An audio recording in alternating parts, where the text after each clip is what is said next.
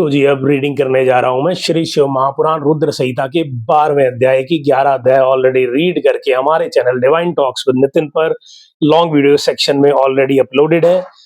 और स्टार्ट करने से पहले आप सबसे रिक्वेस्ट विनती कि चैनल को ज्यादा से ज्यादा सब्सक्राइब करें और करवाएं। हर वीडियो को लाइक और शेयर जरूर करें और करवाएं, और ऐसे ही स्पिरिचुअल पॉजिटिव कंटेंट सुनने देखने के लिए divine talks with Nitin channel से जुड़े रहें।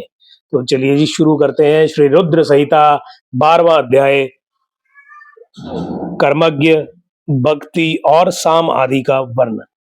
नारद जी ने कहा, हे ब्रह्मा जी, इसी बात को अच्छी तरह फिर कहिए। ब्रह्मा जी ने कहा, एक समय मैं ऋषियों को साथ लेकर क्षीर सागर के तट पर भगवान विष्णु की स्तुति करने लग गया, और जब हम सबने उनकी स्तुति की तो उन्होंने शिव जी के चरणों का ध्यान करके प्रसन्न होकर कहा, हे ब्रह्मादि देवताओं, तुम लोग क्यों आए हो? तुम्हारा क्या कार्य है मुझसे? ब्रह्मा जी कहते हैं कि जब विष्णु जी ने इस प्रकार पूछा तो देवताओं ने निवेदन किया कि हे महाराज, दुखों को दूर करने वाली सेवा किसकी करनी चाहिए?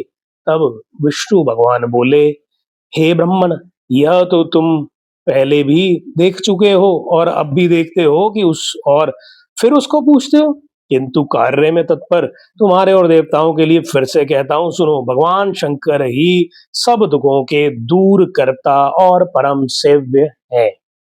मेरी और विशेषकर ब्रह्मा जी की भी यही सम्मति है।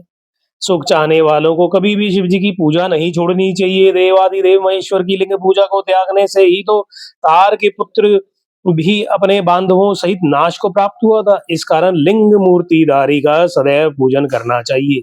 शिव की पूजा से ही हम, तुम और सभी देवता श्रेष्ठ हुए हैं। फिर आप इस बात को कैसे भूल सकते हैं? जैसे भी हो, लिंग की पूजा अवश्य करें। सकाम शिवार्चन करना ही योग्य है। वही बड़ी हानि, वही माँ छिद्र, वही अंधता और मुग्धता है जिस मुहूर्त और क्षण में शिवार्चन नहीं होता। शिव जी का भक्त कभी दुखी नहीं होता। मनुष्य को संसार के सारे सुख तो शिव जी की पूजा से ही प्राप्त होते हैं, अभी तो मुक्ति भी शिव जी की कृपा से ही प्राप्त होती है। ब्रह्मा जी कहते हैं कि जब इस प्रकार विष्णु भगवान ने कहा तो देवताओं ने उन हरि को प्रणाम किया और सब कर्मों की सिद्धि के लिए लिंगों की प्रार्थना की।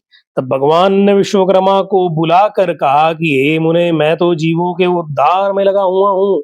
तुम मेरी आज्ञा से देवताओं के लिए शिवलिंगों की स्थापना करो। ब्रह्मा जी कहते हैं, विश्वकर्मा ने हरि की आज्ञा से देवताओं के लिए शिवलिंगों की कल्पना कर उन्हें लिंग प्रदान किए। पद्य रागमणि का लिंग इंद्र को, स्वर्ण का कुबेर को, पीतमणि का धर्मराज को, श्याम वर्ण का वरुण को, इंद्रनील नीलमणि का विष्णु को, और स्वर्णमय लिंग ब्रह्मा जी को, और चांदी का विश्वे देवा और वसुओं को बना कर दिया। पीतल का अश्विनी कुमार को, स्फटिक का लक्ष्मी को, तांबे का आदित्यों को, मोती का चंद्रमा को, और वज्रलिंग ब्राह्मणों को दिया। फिर ब्राह्मण की स्त्रियों को मिट्टी का, नागों को चंदन का, मक्खन का देवी को, भस्म का योगी को, दधी का यक्षों को, और मिट्टी का छाया को दिया। इस प्रकार जब लिंगों की प्राप्ति हो गई तब विष्णु जी के वचनों को सुनकर मैं देवताओं सहित अपने लोक में आया और सब ऋषियों और देवताओं से फलदायक उसकी पूजा विधि को बतलाया, और कहा कि जब तक ज्ञान ना हो जाए तब तक सभी लोग विधि पूर्वक इसी प्रकार लिंग की पूजा करें, क्योंकि उच्च पद पर चढ़ने के लिए प्रतिमा पूजन परम आवश्यक है। निर्गुण की प्राप्ति के लिए प्रतिमा पूजन ही उसका आश्रय है। इससे सगुण से निर्गुण की प्राप्ति होती है। देवताओं में शिव जी सबसे बड़े हैं, अतः इनमें निमित्त प्रतिमा पूजन अवश्य है। जहां जहां जैसी भक्ति हो वहां वहां वैसी पूजा अधिक करें। बिना पूजन और दान आदि के पाप लगता है, और पूजा अधिक करने से ज्ञान रूप रंग की उत्पत्ति होती है और विज्ञान प्राप्त हो जाता है। अतएव जब तक गृहस्थ आश्रम में रहें तब तक प्रतिमा से पंच देवताओं की पूजा करता रहें, अर्थात सबके मूल शिव जी की ही पूजा करें, क्योंकि मूल के सींचन से संपूर्ण शाखाएं भी तृप्त हो जाती हैं, किंतु शाखाओं के सींचने से मूल तृप्त नहीं होता। विद्वानों को थोड़े ही में यह जान लेना चाहिए कि शिव जी की पूजा करने से सब देवताओं की पूजा हो जाती है, इसीलिए सब काम और फलों की प्राप्ति के लिए लोक के कल्याणकारी सब प्राणियों के हित में तत्पर शिव जी की पूजा करें। इति श्री शिव महापुराण रुद्र संहिता का 12वां अध्याय संपूर्ण।